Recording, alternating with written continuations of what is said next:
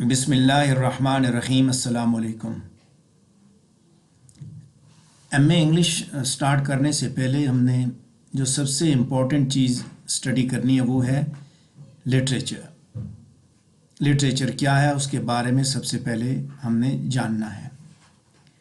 अमूमन इस तरह देखने में आया है कि एमए इंग्लिश करने के बाद भी स्टूडेंट्स को लिटरेचर की डेफिनेशन या लिटरेचर से रिलेटेड जो बुनियादी मालूमात हैं उनके बारे में कोई वाकफियत नहीं होती, और वो अक्सर इंटरव्यूज़ में जाके या उसके अलावा जो वाइवा वोसी के जो एग्ज़ाम्स होते हैं वहाँ पे जाके अपने असातिज़ा की शर्मिंदगी का बायस बनते हैं।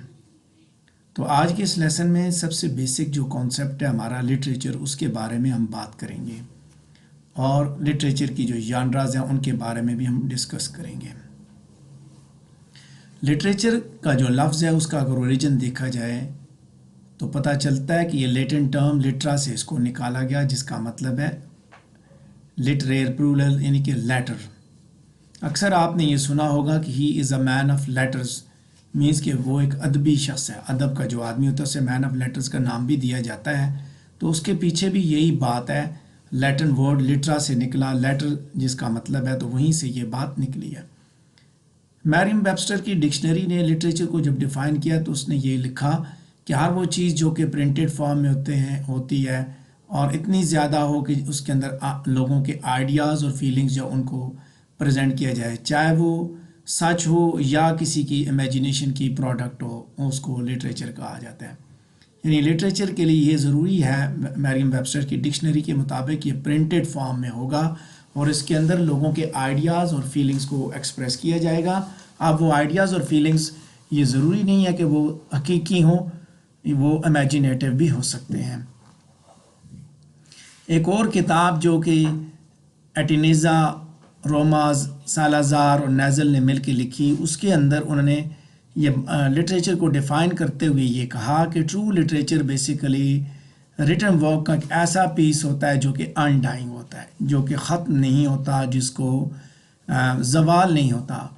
और लिटरेचर जो है वो लोगों के फीलिंग्स और उनके इमोशंस को, उनके जो एवरीडे एफर्ट्स हैं ज़िंदा रहने की, उनसे उनके रिस्पांस में एक्सप्रेस कर रहा होता है कि वो किस तरह इस एनवायरनमेंट के अंदर खुश रहें और किस तरह वो अपने जद्दोजहद के बाद अपने क्रिएटर तक पहुँचे। यानी कि ट्रू लिटरेचर जो है वो एक आफाकी नोहियत का होता है, वो कभी भी ख़त्म नहीं होता और लोगों की उस जद्दोजहद का एक रिस्पांस होता है जो कि उसके अंदर एक्सप्रेस किया जाता है, फीलिंग्स और इमोशंस के ज़रिए एक्सप्रेस किया जाता है, जो कि वो अपने खालिक की जानिब जद्दोजहद करते हुए एक एनवायरनमेंट में रह के उसको पहुंचने की कोशिश करते हैं। लिटरेचर को मज़ीद थोड़ा सा हम समझेंगे, चूँकि जब आपको पूछा जाता है तो आप कहते हैं लिटरेचर इज़ लाइफ। तो लाइफ को दो तरीक़ों से दिखाया जाता है, एक इमेजिनेटिव लाइफ है और एक जो है वो रियल लाइफ है। सो इमेजिनेटिव लाइफ वो होती है जो कि अदीब के दिमाग में चल रही होती है, जो वो सोच रहा होता है, और रियल लाइफ जो आप अपनी आंखों से देखते हैं। तो इसको फिर आगे जब आप देखेंगे, जो रियल लाइफ है वो जर्नलिस्टिक लिटरेचर की सूरत में नज़र आती है। इमेजिनेटिव लाइफ जो प्योर लिटरेचर है जो हम पढ़ते हैं उसके अंदर नज़र आती है। तो लिटरेचर का ताल्लुक बेसिकली कंटेंट और फॉर्म दोनों के साथ होता है, यानी कि ना सिर्फ कहानी के बारे में उस पर फोकस किया जाएगा लिटरेचर के अंदर, बल्कि इस चीज़ पे भी फोकस किया जाता है कि किस तरह लिखा जाता है। हर एक रिटन फॉर्म कभी भी लिटरेचर नहीं बनती, बल्कि जो उसलूब तहरीर है वो उसे अदब के मायार तक पहुंचाता है कि ये वाकई अदब का हिस्सा है, क्योंकि अनडाइंग होता है, वो ना ख़त्म वाला होता है, उसको मौत नहीं आती, यानी कि आने वाली नस्लें भी उसको पढ़ती हैं, माजी के लोग भी उसको पढ़ते रहे और आने वाली नस्लों ने भी इसको पढ़ा।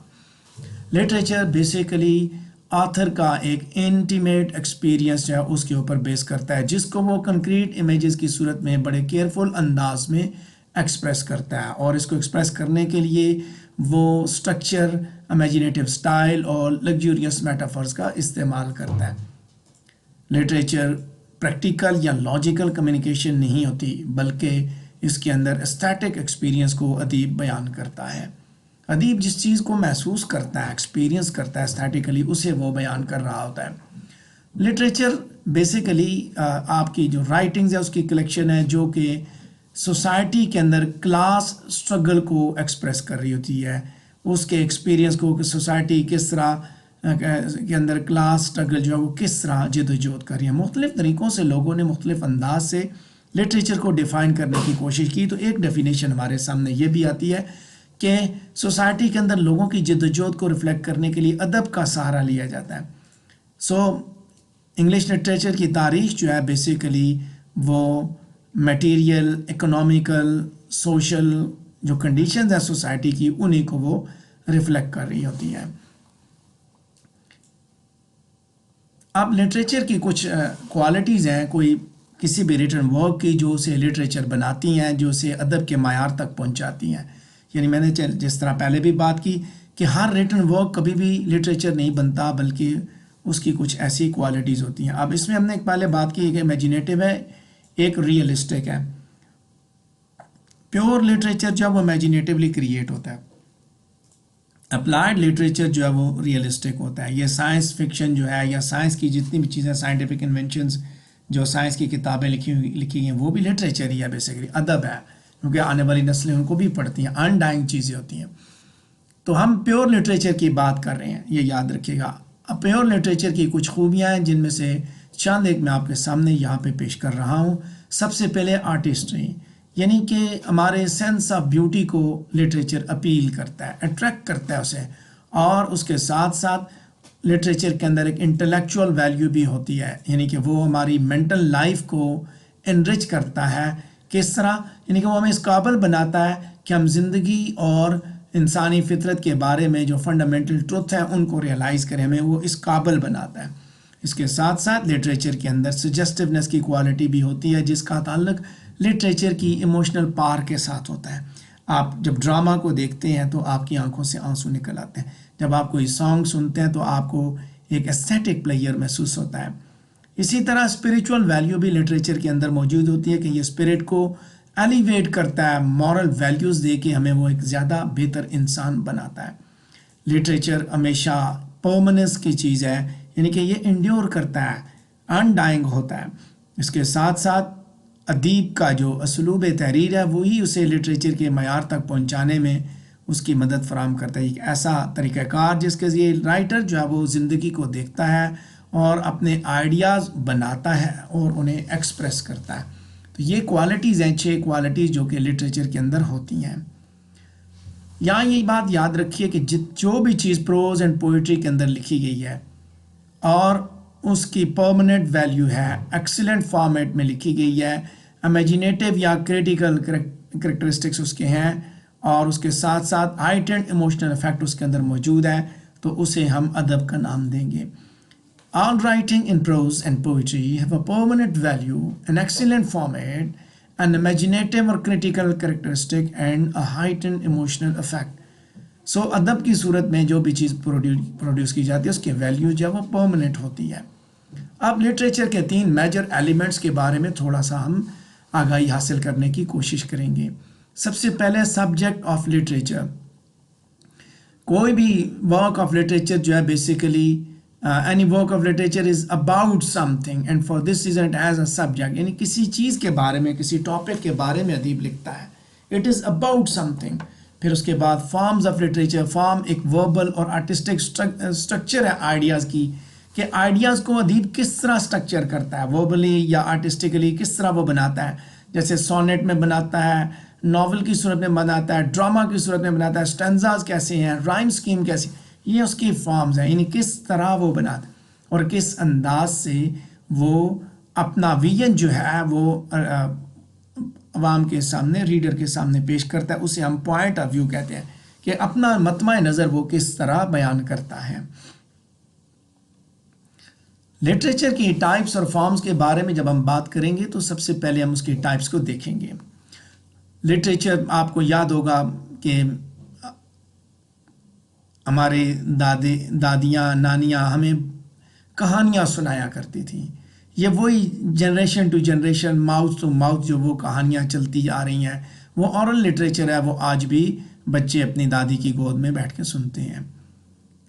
سو اورل لٹریچر جنریشن، نسل در نسل ماؤتھ کے ذریعے پہنچا.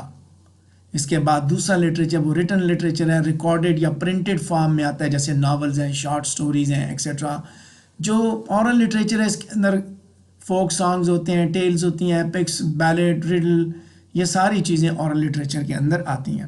اس کے بعد فارمز کون سی ہیں لٹریچر کی؟ لٹریچر جیسے میں نے پہلے بھی بات کی، ایسا ورک جو کہ ان ڈائنگ کنڈیشن کا ہے، یا تو وہ ایسا ہے جو کہ امیجینیشن پہ بیس کرتا ہے. آپ امیجینیشن کو سامنے رکھیں، وہ جو امیجینیشن پہ بیس کرتا ہے وہ فکشن ہے، اور جو امیجینیشن پہ بیس نہیں کرتا بلکہ ٹرو ہے اس کو آپ نان فکشن کہتے ہیں. امیجینیشن یا ٹروتھ فلنس دو چیزیں لٹریچر کا حصہ ہوتی ہیں. اگر ٹروتھ فلنس ہے تو نان فکشن کے اندر آئے گا، اگر وہ امیجینیٹیولی کریٹڈ ورک ہے تو پھر اسے ہم فکشن کا نام دیں گے. لٹریری فگرز کے بارے میں ابھی ہم بات کریں گے. کچھ نام، کچھ چیزیں آپ کے سامنے آ گئیں گی. جب ہم آتھرز کا نام لیں گے تو اس کا مطلب ہے کہ وہ شخص جس نے کوئی چیز لکھی، کچھ بنائی. اور آتھر میں پھر یہ نہیں بات کلیئر ہوتی یہ ڈرامٹسٹ ہے، ناولسٹ ہے، پوئٹ ہے، ایسسٹ ہے، کوئی بھی ہے. آتھر کے بعد آگے اگر وہ پوئٹری لکھتا ہے تو آپ اس کو پوئٹ کہہ سکتے ہیں، ڈرامہ لکھتا ہے تو آپ اس کو ڈرامٹسٹ کہتے ہیں، ناول لکھتا ہے تو ناولسٹ کہتے ہیں، اور کسی بھی سبجیکٹ پہ ایسے لکھتا ہے تو وہ آپ اس کو ایسسٹ کہتے ہیں. اس کے بعد اگر وہ کوئی ججمنٹ آفر کر رہا ہے یا انٹرپریٹ کر رہا ہے کسی لٹریری ورک کو تو اس کو کریٹک کہتے ہیں، اور وہ شخص جو کہ جرنلزم کو پریکٹس کرتا ہے اسے ہم جرنلسٹ کہتے ہیں. لٹریچر اور تاریخ یہ دونوں ایک دوسرے کے ساتھ بڑے کلوزلی انٹر ریلیٹڈ ہے. ہسٹری جو ہے اس کو لکھا جا سکتا ہے، اور اسی طرح لٹریچر بھی ریٹن فارم میں موجود ہوتا ہے. اور جو ایونٹس جو ہے وہ ایونٹس جن کو آپ لکھ سکتے ہیں وہ ٹرو لٹریچر کا حصہ ہوتے ہیں. یاد رکھیے کہ لٹریچر جو ہے وہ تاریخ کا حصہ ہے. یہاں یہ بات بھی ذہن میں رکھیے گا کہ لٹریچر جو ہے وہ تاریخ سے اس لیے مختلف ہے کہ تاریخ کے اندر ادیب یہ دکھاتا ہے، رائٹر ہسٹری کے اندر آتھر یہ دکھاتا ہے کہ کیا کیا ہوا. لٹریچر کے اندر ادیب یہ دکھاتا ہے کہ کیسے کیسے ہونا چاہیے. یعنی کہ تاریخ کے اندر جھوٹ اور سچ ہو سکتا ہے. لٹریچر چونکہ امیجینیٹیولی کریٹڈ ورک ہوتا ہے لہٰذا وہ کہتا ہے کہ ایسے ہونا چاہیے. ٹھیک ہے، تو اس کے ساتھ آپ اس کو بھی دیکھ سکتے ہیں کہ امیجینیشن کی وجہ سے اس کے ساتھ آپ جھوٹ اور سچ دونوں چیزوں کو جوڑ نہیں سکتے. جب کبھی کوئی ادیب لٹریری ورک کریٹ کرتا ہے تو اس کے پیچھے اس کی سوسائٹی، اس کا مذہب، اس کی جو ریلیجیس تھاٹس ہیں، اس کی جو فلسفی ہے، اس کا بڑا امپیکٹ موجود ہوتا ہے. جب آپ لٹریری ورکس کو اٹھائیں گے تو آپ کو ہولی قرآن اور بائبل سے ریلیٹڈ ریفرنسز ضرور ملیں گے. چونکہ ہم ایم اے انگلش کے کورس کو پڑھنے جا رہے ہیں تو ہمیں قرآن کے حوالے تو یہاں پہ نہیں ملیں گے، لیکن بائبل کے حوالے ہمیں ضرور ملیں گے. بائبل کے مختلف چیپٹرز، جینیسس ہو گیا یا اس طرح old Testament and new Testament, یہ باتیں ساری کی ساری ہمارے سامنے ہوتی رہیں گی. اس کے ساتھ ساتھ جو گریک مائتھولوجی ہے اس کے بارے میں بھی باتیں ضرور آئیں گی. کچھ مشہور لٹریری کمپوزیشن کے بارے میں بھی ہم آگاہی حاصل کرتے ہیں. Iliad, Odyssey, Aeneid, Canterbury Tales, Uncle Tom's Cabin, Divine Comedy, The Songs of Roland, The Book of the Dead, The Book of the Days, 1001 Nights اور The Arabian Nights. یہ سارے کے سارے لٹریری کمپوزیشنز ہیں جو کہ ورلڈ لیول پہ بڑے مشہور ہوئے، اور یہیں سے یعنی کہ ان کے اندر کوئی ایسی چیزیں، کوئی ایسے لینڈ مارک کنٹریبیوشن ہے رائٹرز کے کہ جو اپنے علاقے کے یعنی کہ اپنے آپ یہ کہہ سکتے ہیں اس پرٹیکولر زبان کے لیے ان کا کنٹریبیوشن جو وہ بڑا نمایاں کنٹریبیوشن ہے، مائل سٹون کی صورت میں جو کہ پیش کیا جاتا ہے. آپ کے کورس میں اس میں سے ایک کتاب the prologue to the Canterbury Tales موجود ہے. بہت سی ایسی چیزیں جو کہ جب آپ پڑھتے ہیں تو ان سے پتہ چلتا ہے کہ یہ ساری کی ساری آگے جا کے آنے والے رائٹرز نے انہی چیزوں کو استعمال کیا. لٹریچر کی ژانرز کے بارے میں بات کریں گے. دو طرح کا لٹریچر، پیور لٹریچر جس کی بات دو طرح کا پروڈیوس ہوتا ہے، یا تو وہ پروز فارم میں ہوتا ہے یعنی کہ the one that is based on grammatical structure and natural flow of speech. ٹھیک ہے، ایک کا فوکس گرامیٹیکل سٹرکچر ہے، نیچرل فلو آف سپیچ ہے، اور دوسرے کا فوکس جو ہے وہ ردم ہے. ردمیکل پیٹرنز اس کے اندر ڈیولپ ہوتے ہیں، رائم اور رائم سکیم اس کے اندر موجود ہے، اس کے اندر ردم موجود ہے. سو دونوں کے ڈفرینسز موجود ہیں آپس میں، اسی بنیاد پہ دونوں جدا ہوتے ہیں. سو وہ لٹریچر جو ہے بیسیکلی پروز جو ہے ایک ایسی فارم ہے جس کے اندر گرامیٹیکل سٹرکچر کی بیس پہ ادب پروڈیوس ہوتا ہے، نیچر فلو آف سپیچ ہوتی ہے. اس میں کیا ہے، اسپوکن ڈائلاگس، فیکچوئل ڈسکورس، اور جو باقی جو جتنی بھی رینج ہے رائٹنگ کی نارملی پروز کو جو استعمال کرتی ہے، literature, journalism, history, philosophy, encyclopedia, film, law, یہ سارے کے سارے پروز کے اوپر ہی ڈپینڈ کرتے ہیں. اور پروز کے اندر گرامیٹیکل سینٹنسز موجود ہوتے ہیں جو that build to paragraphs, paragraph کی صورت میں آگے بڑھتے ہیں. Novel, short story, plays, essays, یہ سارے کے سارے پروز کا ہی حصہ ہوتے ہیں. دوسری جو جانرا ہے میجر جانرات، میجر دو جانرا ہیں، پروز اینڈ پوئٹری. ٹھیک ہے، یہاں پہ پروز کے اندر گرامیٹیکل سٹرکچر پہ فوکس ہے، تو یہاں پہ ایموشنل افیکٹ پہ فوکس ہے. الفاظ کو اس انداز سے کریٹ کیا جاتا ہے کہ وہ ایموشنل افیکٹ کریٹ کرتے ہیں. ردمک سٹرکچر میٹر اور رائم کو استعمال کر کے کریٹ کی جاتی ہے، اور اس کے اندر ایک پرٹیکولر خاص ایک میٹریکل سکیم ہوتی ہے. یعنی کہ پوئٹری نیریٹو، لیریکل، ڈرامٹک اور کچھ اسپیشل ٹائپس میں لکھی جاتی ہے. لیکن یاد رکھیے کہ پوئٹری بیسیکلی میٹریکل کمپوزیشن ہے، ردم ہے.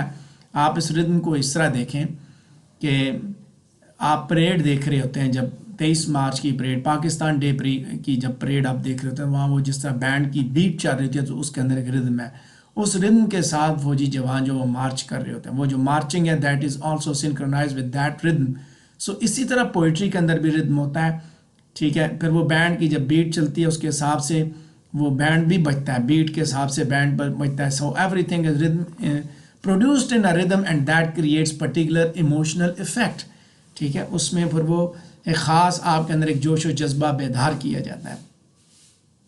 یہی چیز جب آپ پوئٹری میں سنتے ہیں، صحیح جو پوئٹ ہوتا ہے خود جب وہ پڑھتا ہے تو وہ بھی ایک ردم کے اندر اس کو پڑھتا ہے، تو اس سے جو اس کا ریکوائرڈ جو استھیٹک افیکٹ ہے وہ کریٹ کرتا ہے.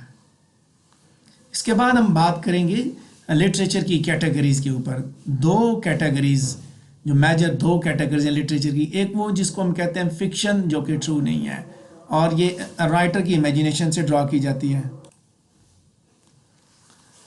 سو لٹریچر کی جس میں نے بات کی دو میجر کیٹیگریز ہیں، فکشن جو کہ ٹرو نہیں ہوتی اور یہ رائٹر کی امیجینیشن سے ڈرا ہوتی ہے. نان فکشن جو کہ ریئل ایونٹس اور فیکٹس کے اوپر بیس کرتی ہے جس کو ہم ٹرو کہتے ہیں. ہسٹری ایک جب اسی ریالٹی کو سامنے رکھے تو ہسٹری کے بارے میں کہا جاتا ہے کہ وہ ریالٹی کی آبجیکٹیو پریزنٹیشن ہے، اور اس کے ساتھ ساتھ بایوگرافی، آٹو بایوگرافی ریالٹی کی سبجیکٹیو ریپریزنٹیشن ہے.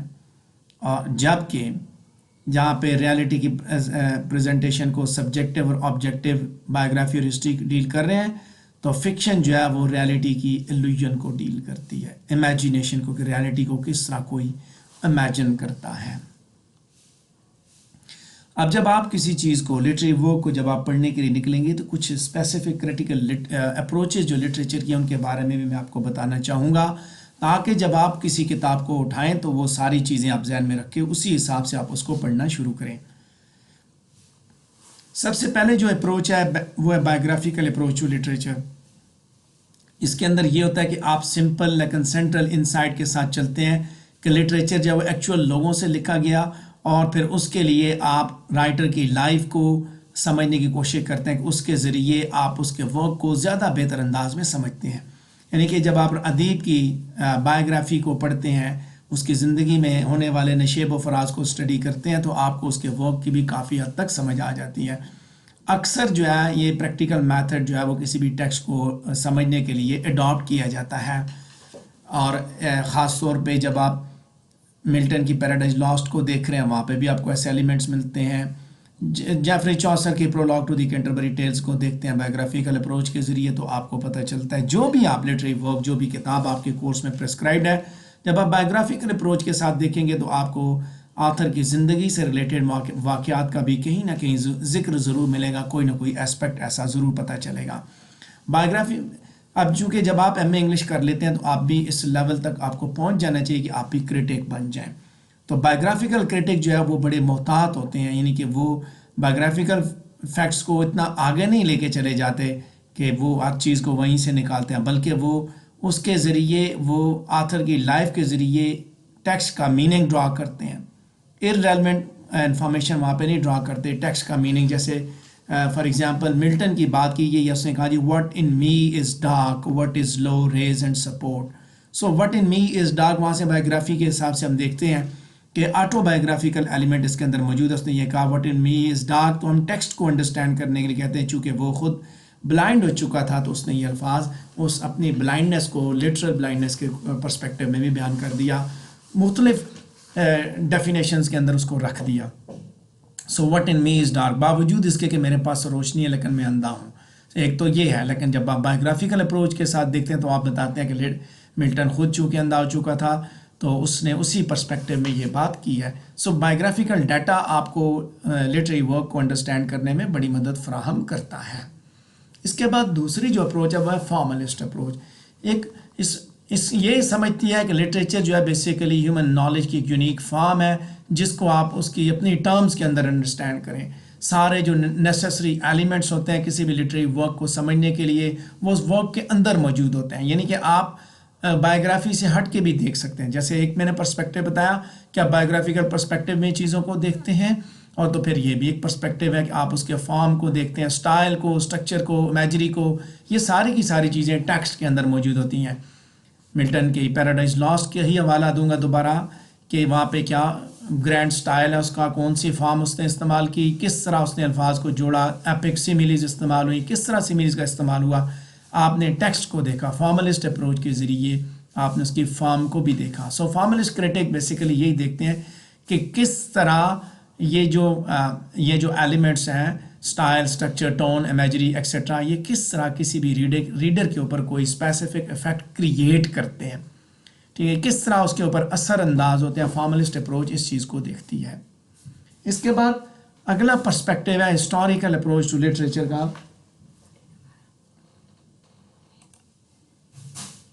لٹریچر کو جب آپ ہسٹوریکل اپروچ کے اندر آپ ڈیل کرتے ہیں تو اس میں کیا ہوتا ہے کہ لٹریری ورک کو آپ سوشل، کلچرل اور انٹلیکچوئل کانٹیکسٹ میں انویسٹیگیٹ کرتے ہیں.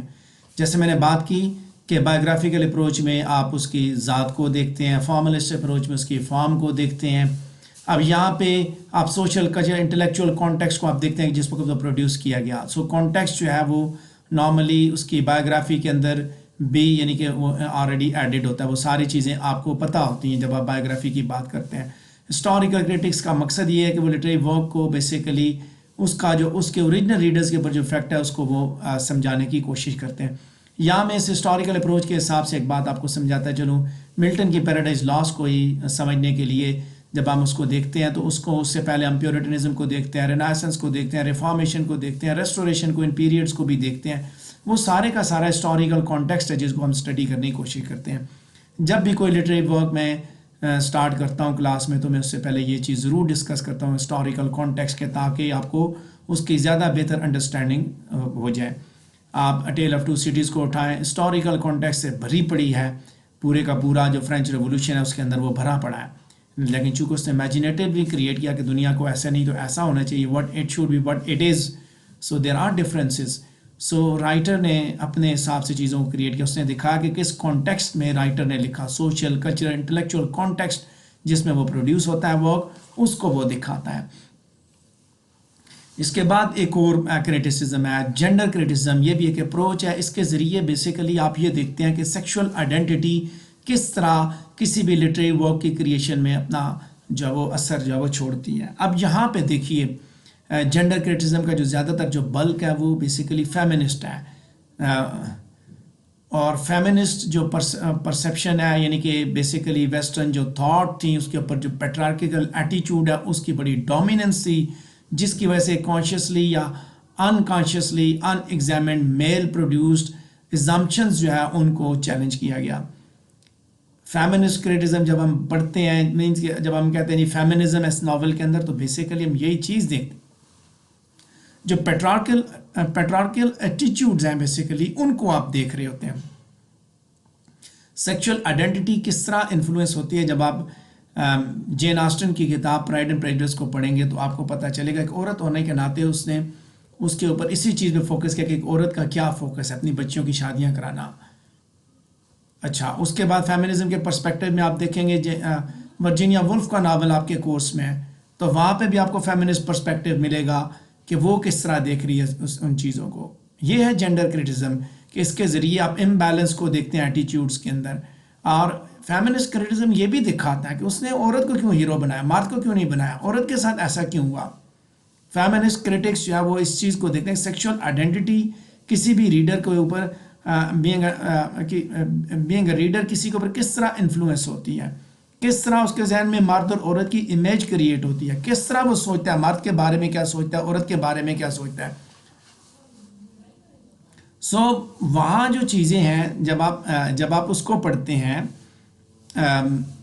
فیمنسٹ کرٹیزم کے اندر رکھ کے پیراڈائز لاسٹ کو خاص طور پہ جو ایو کا کریکٹر ہے اس کو جب آپ دیکھتے ہیں تو آپ کو ایک اندازہ ہوتا ہے کہ یار جان ملٹن عورت کے بارے میں کیا اوپینین رکھتا تھا. یہ چیزیں جینڈر کرٹیسزم کے ڈائمنشن کے اندر آتی ہیں. اس کے اندر رہ کے آپ دیکھتے ہیں جان ملٹن کا یہ اوپینین تھا. جب آپ سیکشول آئیڈینٹی کا انفلوئنس دیکھ رہے ہیں کہ یار یہ عورت کے ساتھ یہ کیا سوچ ہے, سو دس از آل ریلیٹڈ ٹو دیٹ. اس کے بعد اگلی اپروچ ہے سوشیولوجیکل کرٹیسزم. اس کے اندر آپ کلچرل, اکنامک اور پولیٹیکل کانٹیکسٹ کو بیسیکلی ایگزامن کرتے ہیں کہ جس میں یہ لٹریچر لکھا گیا, اور یہ ایگزامن کرتے ہوئے آپ اس چیز کو ایکسپلور کرتے ہیں کہ آرٹسٹ اور سوسائٹی کے درمیان کیا ریلیشن شپ ہے. بعض دفعہ یہ ہوتا ہے کہ آرٹسٹ کی جو سوسائٹی ہے یعنی کہ وہ آپ کو sometimes it examines the artist society to better understand the authors literary works. بعض دفعہ آپ کو سوشیولوجیکل کرٹیسزم سے جب آپ اس کی سوسائٹی کو پڑھتے ہیں, اس جس معاشرے میں وہ رہ رہا تھا, تو آپ اس کے لٹریری ورک کو اچھی طرح سمجھتے ہیں. اور بعض دفعہ سوسائٹل ایلیمنٹس جو لٹریچر کے اندر موجود ہوتے ہیں جن کو ریپرزینٹ کیا جاتا ہے. سوشیولوجیکل کرٹیسزم کے اندر آپ سوسائٹل ایلیمنٹس کو ڈسکس کرتے ہیں.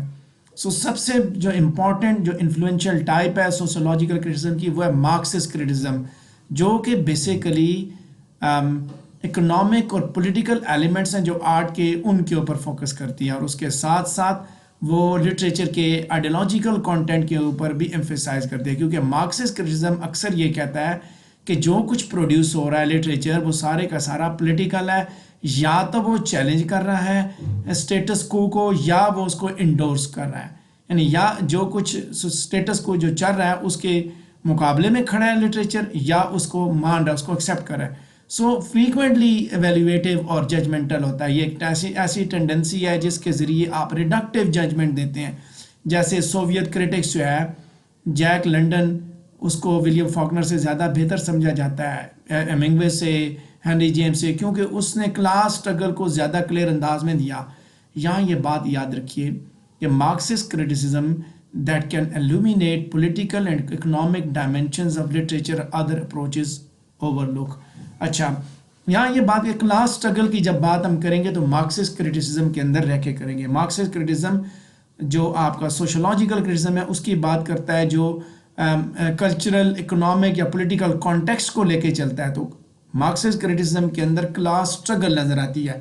یہ مارکسسٹ کرٹیسزم کے بارے میں جین آسٹن کا ایک کوشچن بھی آتا ہے, she was a Marxist before marks. تو وہ یہ کلاس اسٹرگل ہی تھی, ٹھیک ہے, جو کہ معیشت کے اوپر بیس کرتی تھی, معاشیت کے اوپر نہیں, معیشت کے اوپر. یہ یاد رکھیے گا, معیشت کے اوپر جو بیس کرتی تھی. اکنامک کانٹیکسٹ آپ اس میں دیکھیں وہ کس طرح وہ اس کے اندر وہ شادیاں کروانے کی کوشش کرتی ہے کہ امیر فیملی کے اندر شادیاں ہوں گی تو ان کا فیوچر سیکیور ہو جائے گا. اسی طرح آپ کے ایم اے انگلش کے پارٹ 2 میں ایک کتاب ہے دا چیری آرچرڈ, اس کے اندر بھی یہ مارکسسٹ کرٹیسزم موجود ہے. وہاں پہ بھی یہی اکنامک اور پولیٹیکل کانٹیکسٹ دونوں کو ایگزامن کیا گیا ہے, دکھایا گیا کہ کس طرح وہ کوشش کرتے ہیں کلاس جو ہے وہ جدوجہد کر کے اوپر کی طرف آ رہی ہے, کلاس چینجنگ ہو رہی ہے, کلاس کس طرح بدل رہی ہے. کسی پیرائے میں مارکسسٹ پرسپیکٹیو جو ہے وہ بیک گراؤنڈ میں دیکھا جائے تو چوسر کی prologue to the Canterbury Tales کے اندر بھی محسوس کیا جا سکتا ہے. وہاں پہ بھی ہم جب کلاسز کی بات کرتے ہیں کہ ایک نئی کلاس سے مرج ہو رہی ہے تو اس کا بھی بیسیکلی اس کا بھی پرسپیکٹیو یہی ہوتا ہے. تو جو چیز اس کے اندر سمجھنی آپ نے وہ یہ ہے کہ Marxist criticism basically class struggle کے بارے میں بات کرتا ہے، اور یہ کلاس کلچرل، اکنامک یا پولیٹیکل کانٹیکسٹ میں ہی جدوجہد کر رہی ہوتی ہے، اور جدوجہد کر کے وہ آگے کی طرف بڑھنے کی کوشش کرتی ہے، یعنی کہ اپنے لیول سے جس کلاس میں وہ ہے اس سے آگے سوسائٹی کے اندر اپنا بہتر مقام حاصل کرنے کی جدوجہد کرتے ہیں۔ اسی کے ساتھ ہمارا یہ ٹاپک بھی کمپلیٹ ہوتا ہے کہ لٹریچر کیا تھا۔ میں نے کوشش کی کہ اس کو مختلف طریقے سے آپ کو سمجھایا جائے۔ تو یہاں یہ بات یاد رکھنے، لٹریچر کو میں وائنڈ اپ کرتے ہوئے بتاؤں گا کہ best expression of best ideas reduce to writing, بہترین انداز میں بہترین آئیڈیاز کو لکھنے کا نام ہے لٹریچر۔ اور جب آپ لٹریچر کو پڑھیں گے، خاص طور پہ جب ایم اے انگلش کی کتابوں کو پڑھیں گے، تو مذہب کا لبادہ آپ نے اتار دینا ہے۔ ہمارا مذہب ہمیں جو عقائد دیتا ہے وہ بالکل ہماری زندگی کا حصہ ہے، اور اسی کے اوپر ہماری زندگی ہیئر اور ہیئر آفٹر دونوں پہ بیس کرتی ہے۔ لیکن جب آپ انگلش لٹریچر کی چیزیں پڑھیں گے تو اس وقت آپ نے صرف لٹریچر کو ہی پڑھنا، اس کو ہی سمجھنا ہے، لیکن انگریزی لٹریچر کو اپنی زندگی کا حصہ نہیں بنانا۔ ہمارا اپنا ادب ہے، ہماری اپنی تاریخ ہے، ان کا اپنا ادب ہے، ان کی اپنی تاریخ ہے۔ ہر جو لٹریچر ہوتا ہے اس کے اندر اس کی جو سوسائٹی اور اس کا مذہب جو ہے اس کے اوپر بہت زیادہ اثر انداز ہوتا ہے، ان کی روایات اس کے اوپر بہت زیادہ اس کے اوپر گہرا اثر چھوڑتی ہیں۔ تو ہمارے ادب کے اندر ایسی کوئی چیز نہیں ہے جو کہ اسلام کے بنیادی اصولوں سے ٹکرا رہی ہو۔ انگلش لٹریچر کے اندر بہت سی ایسی چیزیں ہوں گی جو اسلام کے بنیادی اصولوں سے ٹکرا رہی ہوں گی، تو آپ نے اس کو سمجھتے ہوئے یہ ذہن میں رکھنا کہ انگریزی ادب ہے تو اس کو اسی تک رکھنا ہے آپ نے۔ وہاں پہ نہ صرف کرسچینٹی سے بلکہ اسلام کے ساتھ ساتھ کرسچینٹی سے بھی ٹکرا رہی ہوتی ہے، کیونکہ وہاں پہ پیگن لٹریچر بھی موجود ہے، گریک میتھولوجی سے وہ بڑے زیادہ، یا گریک لٹریچر سے بہت زیادہ وہ امپریس تھے، تو وہ چیزیں بھی وہاں پہ موجود ہیں۔ تو امید کرتا ہوں کہ انشاءاللہ آپ ایم اے انگلش کی کلاسز اٹینڈ کرتے ہوئے انجوائے کریں گے، اور اگلے لیکچر میں میں کوشش کروں گا کہ آپ کو پوئٹری کے اوپر تھوڑا سا بریف کروں، تاکہ ہم پھر آگے ایم اے انگلش کی کلاس کو لے کے آگے بڑھیں۔ اسی کے ساتھ ہمارا یہ لیکچر بھی کمپلیٹ ہوا۔ ڈھیر ساری دعاؤں کے ساتھ مجھے دیجیے اجازت۔ السلام علیکم ورحمۃ اللہ۔